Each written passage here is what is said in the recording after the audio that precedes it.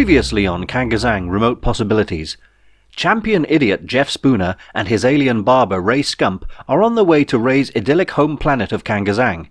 While trying to stop off for a rest and a pint on a planet called Profania Alpha, they have been captured by a race of Amazonian warriors called the Slags.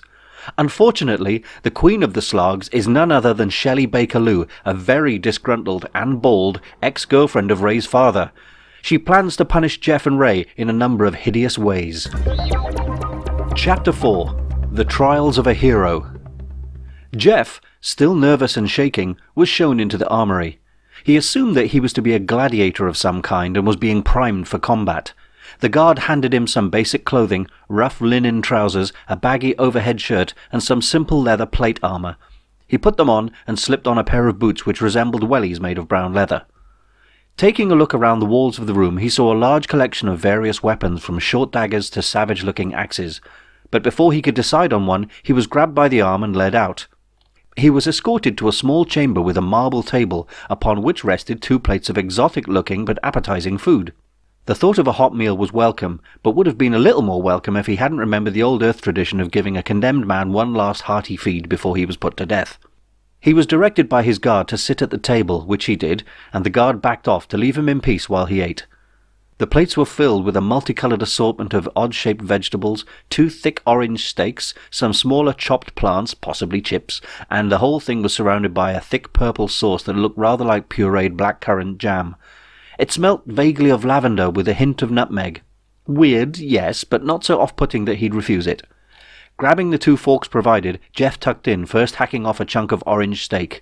It was a little chewy, but for all intents and purposes it could have been beef. Perhaps this meat came from the wild animals he saw as they were coming into land. Having renewed confidence in the strange food, he began to eat with more vigor, trying combinations of different things. At that moment, the door opened again and Ray was shown in. He was in a plain grey baggy overall and manacles, looking like a lifer. Jeff turned to see his friend. "Ray, am I glad to see you? Did they torture you?" he asked. "No," replied the bedraggled barber. "Not really, although the music in the lift wasn't pleasant." He sat in front of Jeff and began to eat. "I found out what these trials are. Do you want to know?" said Ray through a mouthful of orange meat. "Well, yeah, of course I do," said Jeff, munching away. "It's a tradition on Profania. The 3 difficult but not impossible tasks." Jeff listened intently, realizing that this may be his only help for a long time. "The Queen will set you 3 tasks to carry out. A mental quest, a physical test, and an endurance challenge. They get harder as they go on. The first one is difficult but not life-threatening. The second is deadly. And the third one, God help you. Of course, you have to pass all 3 to save us both." He thought for a second. "Well, I say save, but we'll end up as royal eunuchs. It's probably a fate worse than death." Jeff put his forks down.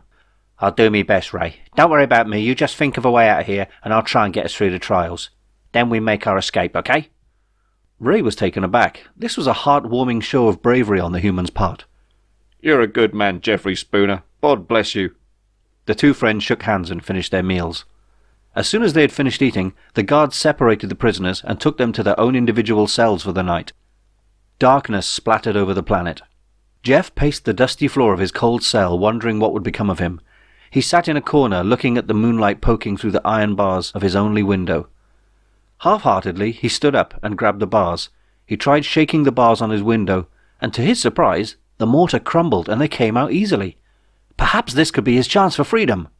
He jumped up, hanging onto the window ledge. Then he pulled himself up until he could lean the top half of his body out of the window. Looking down, he saw nothing. Nothing but a perfectly flat wall. He was over 300 feet above the ground.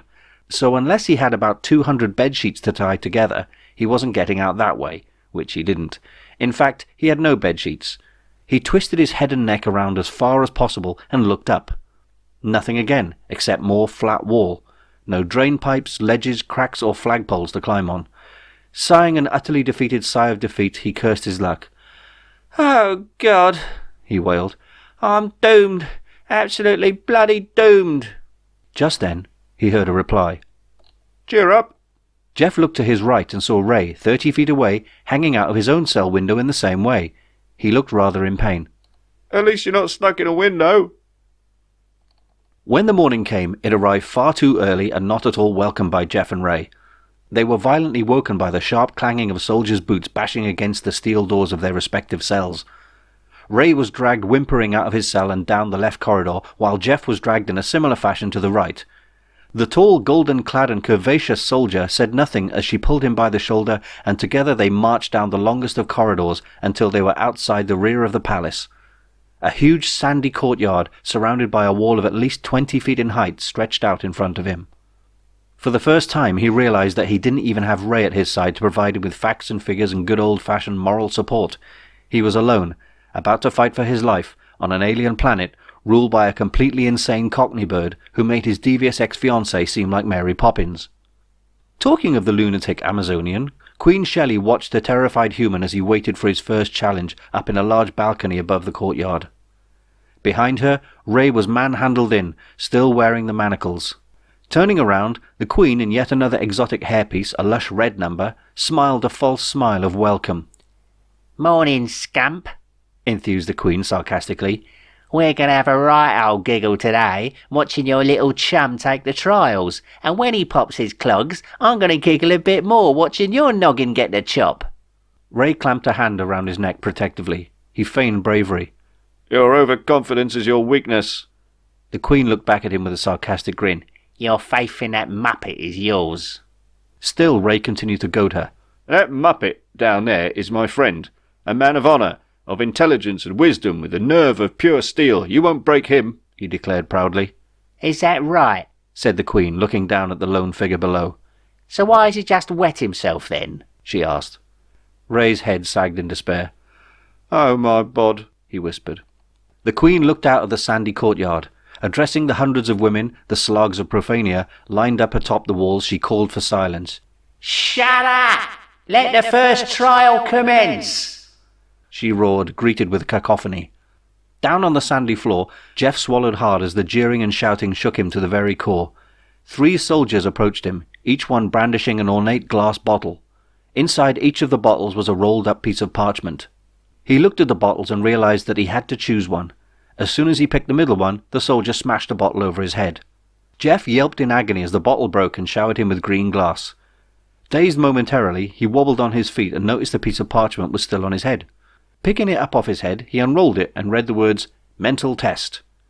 This didn't bode well. On the other side of the paper, further instructions were written. "If you are to live, then here's what you do.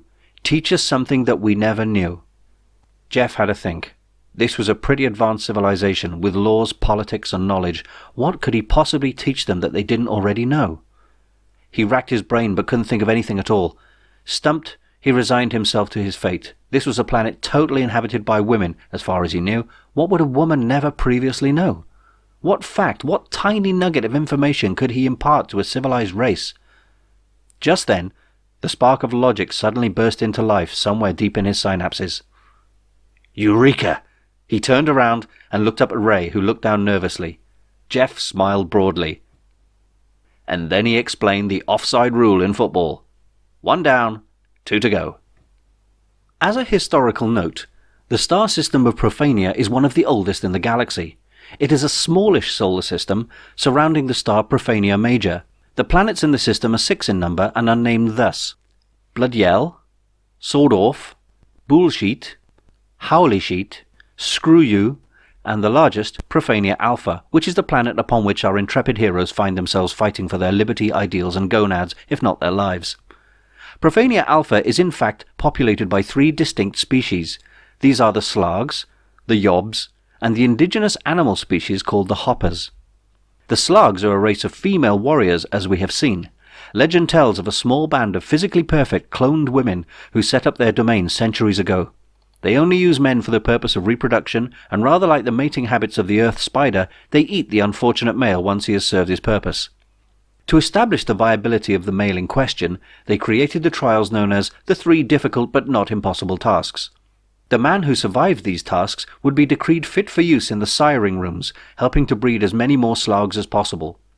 The chance of any male children being conceived is reduced by precise radiation treatment to remove any X chromosomes from the source.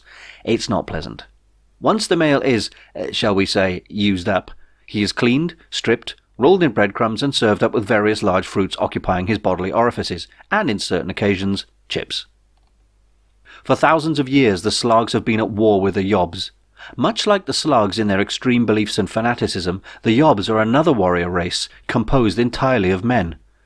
A similar legend tells of a foolhardy band of space pirates marooned on Profania who slowly devolved into mindless thugs with no compassion, intelligence, or pride. So, football fans, essentially. A notable difference between the Slugs and the Yobs is that when the Yobs procure a suitable female for breeding, they strive to choose one of extremely low intelligence so that the resulting offspring do not grow up infected by the curse of rational thought and overthrow the entire race. The Slugs embrace beauty, art, poetry, and the colour pink, whereas the Yobs embrace anything with a pulse. But, unlike their female enemies, they lack manners, grace, witty repartee, and soap. As for the third race on the planet, the animal species known as the Hoppers, you may recall Jeff Spooner watching a herd of them as they arrived on the planet. We shall learn more about them when the time is right, which it isn't. Jeff stood victorious in the arena, having successfully passed the first of the trials. Reluctantly, Queen Shelley had to give him the thumbs-up sign to approve of his win. Beside her, Ray cheered as loudly as he could, at least until he received a slap around the back of his head from the irate ruler, who turned and left the balcony in disgust, leaving Ray to jump up and down in celebration. As he turned to see this, and cast a beaming grin back at his manacled comrade, Jeff received the instructions for his second challenge in the form of another bottle smashed over his head. This time he fell to the floor, garnering a round of applause and laughs from the baying crowd. He stood up, getting annoyed. "Pack it in, will ya?" he yelled. The soldier who assaulted him simply handed him the rolled-up piece of parchment which said, "Physical Challenge" on it. Again, the reverse had some more information in a particularly inane verse. "Strength of a man will be laughed at in jest when pulling against our mighty and best." Jeff knew what this meant. A long rope was thrown into the arena at his feet. It was to be a tug-of-war contest. Yes, like many men before him, he had to pull a slog.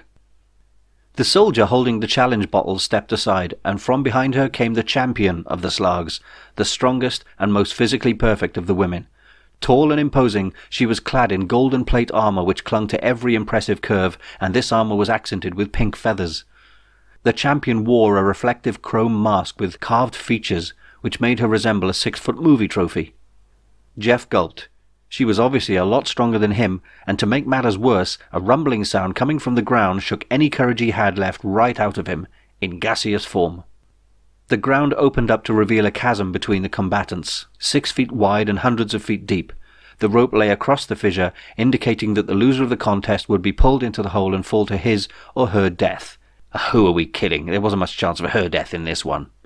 The champion picked up her end of the rope and pointed to Jeff to indicate that he did the same. Jeff bent down and grabbed the rope, wrapping it tightly around his waist. With an unblinking stare, and trembling in terror, he looked across the pit into the reflective gold visage of his opponent. "This'll be the end for one of us, and no mistake," he thought. From up above, Ray bit into his knuckles in trepidation, fearing for both his friend's life and their collective family jewels. "You can do it," he uttered. Jeff, in a similar state of trepidation, felt the rope tighten and set his feet wide apart in preparation for the immense physical ordeal upon which his life depended. The rope became taut, and a horn blasted out a note from somewhere in the crowd. The champion lowered her stance, and with a superhuman heave she pulled Jeff completely off his feet and into the air. His grip had held, which was fortunate, as he found himself sailing over the wide trench. Events seemed to slow down for him, as he twisted in mid-air, glimpsing the utter matte blackness of the bottomless pit. Ray fainted. The next thing Jeff was aware of was the champion, as she twirled around on her heels like a shot putter, still bawling out her throaty grunt of exertion. Jeff passed her, still flying, and as she turned, he managed to swing right around her head, the rope forcing her arms to her sides. As he came around, his flight path gave into gravity, and he hit the ground at her ankles. But he still had a tight grip on the rope, and his momentum pulled the Amazonian warrior off her feet, and she spun around, tripping over him and falling headfirst into the trench with a wail of terror. The crowd gasped. They had never imagined that such a relatively small and puny man could have defeated their greatest fighter. But Jeff had no time to gloat. His opponent also had a tight grip on the rope, and her weight pulled Jeff toward the edge of the trench. Somehow his heels found purchase in the dusty ground before he reached the edge. The rope around his waist took the weight of the champion, who dangled helplessly against the sheer walls of the pit. The crowd stood up in unison. A chorus of "Kill! Kill! Kill!" broke out. For a moment Jeff thought of obliging them. After all, he had no doubt that were the situation reversed, his goose would have been well and truly cooked. But he was a better man than that, and he wanted to prove to this race of bloodthirsty feminists that not all men are from Mars, despite what the book said. So he yelled out at the top of his voice,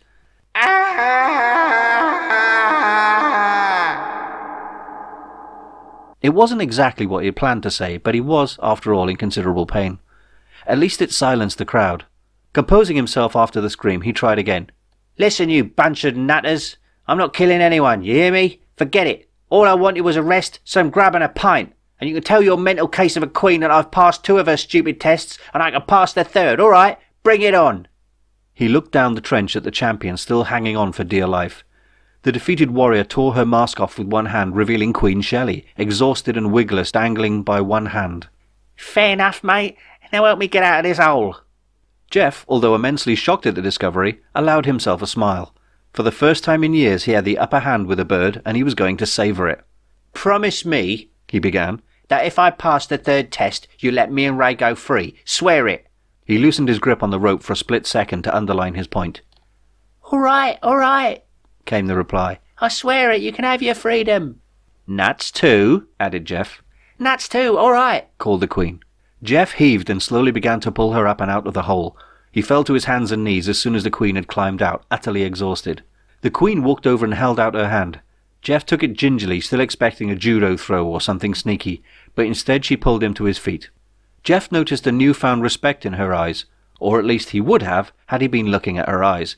Instead he got cleavage again, and it was a welcome reward for the victor. Ray had witnessed this amazing turn of events, having regained consciousness a few minutes earlier. He closed his eyes, clasped his hands, and whispered a silent prayer of thanks to Almighty Bod. For a momentary respite from the proceedings, it's probably a good idea to explain to you some more about the galaxy, as this is, after all, a voyage of discovery for both you, the reader, and our hero, Jeff. You may have noticed that Ray seems to be mispronouncing the word God a lot. This is in fact not true, as he is a follower of the largest intergalactic religion. This religion is known as the Holy Unity of the Prophet, known simply as Bod, or more simply, Bodism. Bodism is a belief system based around a holy trinity of deities, much in a similar way to Christianity. The deities are called Famabalimo, Antflo, and the holiest of 3, Bod. Again, many Earth religions have similarities, as the Bodist movement is incredibly popular, and when the earliest settlers came to Earth from the farthest reaches of the universe, they brought Bodism with them. Over thousands of years, the religion became diluted, blurred, and entangled with other religions, hence the confusion: God, Bod, Buddhism, Bodism, etc. The Book of Bod tells the story of a young child known simply as Bod. This holy child, like many others in religious tales, was also hairless. Hair does seem to crop up a lot in this story, doesn't it? Weird. And lo, the child didst have 2 protectors, neither parents nor siblings, but Farmer Balimo, the grower of food, and all things edible, and Antflo, the carer. Book of Bod, chapter 12, verse 20. There is another prophet in the tale, that of P.C. Copper, the lawmaker, but this being is usually discarded in favour of the freer, nurturing aspects of the other 2. And it is written that Bod didst walketh upon the world, with feet splayed akimbo, discovering the ways of people and learning to accept his role as omnipotent being and force of all that is good and colourful. Book of Bod, chapter 3, verse 42. In the tales of the Earth Bible, the story of the Chosen One includes a large amount of tragedy and pain. But one of the reasons that Bodhism is so widely practiced is that it is centered around positivity and happiness. It's not a religion that hangs over you, threatening you with eternal damnation if you so much as think about sinning, but Bodhists live in happiness, knowing that Bod will forgive you and smile at you regardless of your transgressions. As like Bod, thou art all innocent learners in thy lives. Worry not if thou hast transgressed, for thine mistakes are necessary if thou art to grow. Book of Bod, chapter 2, verse 21. A place of worship on earth, for example, would have the priests and higher religious leaders dressed in robes of severity and seriousness. But Bodhist practitioners dress in simple, brightly coloured garments, and in place of a doleful and impressive dirge emanating from a pipe organ, Bodhist places of worship are filled with dancing and smiles as they leap about in spiritual contentment to a jaunty piccolo-orientated number. This is only a beginner's guide to the ways of Bodhist belief, but an appendix at the end of this story will attempt to tell you more should you be tempted to convert. But at least you know a little more about the workings of the universe. Now, back to the business of Jeff and his 3rd and final trial. Jeff was escorted out of the arena by 2 guards and the Queen. Soon happily reunited, the 2 friends shook hands vigorously. Ray beamed in delight and admiration. Well played, Jeff. Well done indeed, he gushed. Oh, it was nothing. said Jeff, feeling his cranium. Well, apart from these 2 solid lumps on my head, that is. Queen Shelley returned wearing a lilac afro wig. Again, on any other mortal in the universe, it would have looked ridiculous, but accompanied by silver eyeshadow, lipstick and eyelashes, the Queen still managed to look utterly glamorous. Ray regarded her with defiance in his eyes. Hasn't he been through enough? Let us go. You've had your fun. The Queen contemplated this for a moment, then she tilted her head to one side. You're probably right, Scamp. But Geoffrey here demanded to do the 3rd trial, and who am I to argue, eh? She smiled. However, seeing as he did beat me fair and square like, I've got something a little less deadly for him. Shelley snapped her fingers and her guards grabbed Ray and dragged him, whimpering uselessly, out of the room. Jeff struggled, but the Queen held him back with one hand. It wasn't difficult. Hold your horses, Geoffrey boy. I need you for the next trial, mate. Jeff had no idea what she was playing at. If you hurt Ray, you can forget about me doing anything for you. Bring him back. The Queen feigned a yawn. Don't be so dramatic, Spooner. He'll be all right. After all, I did promise. But you still have to do something for me, remember? Jeff tried his best to believe her. He nodded suspiciously. Shelley paced over to the window as she spoke. See, I was going to stick you in the fighting pit with 100 yobs to deal with. But instead, I'll give you a new deal. Find something for me, bring it back and we'll call it quits. Both of you can sod off scot-free. What do you reckon? Jeff stepped forward. Find what exactly? The Holy Grail or something? Yeah, pretty much. Fantastic. What is it then? The Queen raised a hand and snapped her fingers. A lowly maiden hurried up and handed her a small box rather like a slate blackboard. It had a screen on the front and 2 control knobs at the lower corners. Jeff wondered what she was going to attempt to draw with the etching toy.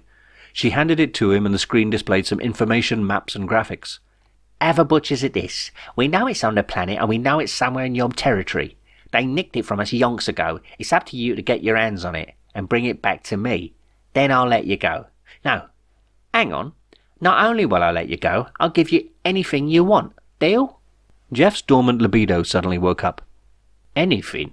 Shelley cottoned onto his lewd intentions and drew herself far too close to be decent, brushing her impressive shirt potatoes across his chest. She brought her silvery, glittery lips to within microns of Jeff's trembling cake-hole and breathed, anything.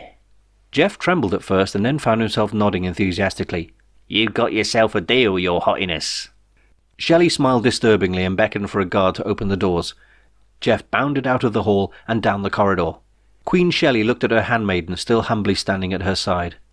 You know, she began, examining her manicure, even though he's tiny, he could probably do me a bit of good, you know what I mean? The handmaiden asked for clarification. You mean you actually like him, your majesty? Nah, not like that, replied Shelley. I just fancy some chips. Stick the fryer on. After a bath, a decent, albeit orange, meal, and a change of clothing, Jeff was reunited with his still complaining companion, and they were led out of the palace. They stood at the front gate as a giant portcullis was raised. The voice of Queen Shelley came from internal speakers. Good luck, fellas, and come back in one piece, Geoffrey. I've got plans for you, Sonny Jim. This made Jeff feel special. He'd never pulled such a gorgeous woman before, and this one was royalty. Result. The thought of living it up in a kingdom of subservient totty really appealed to him. Well, it did, until Ray, being the intergalactic know-all, and on this occasion spoilsport, explained what plans were being made for him upon his return. You what? Eat me? Exclaimed a bewildered Jeff. Oh, yes.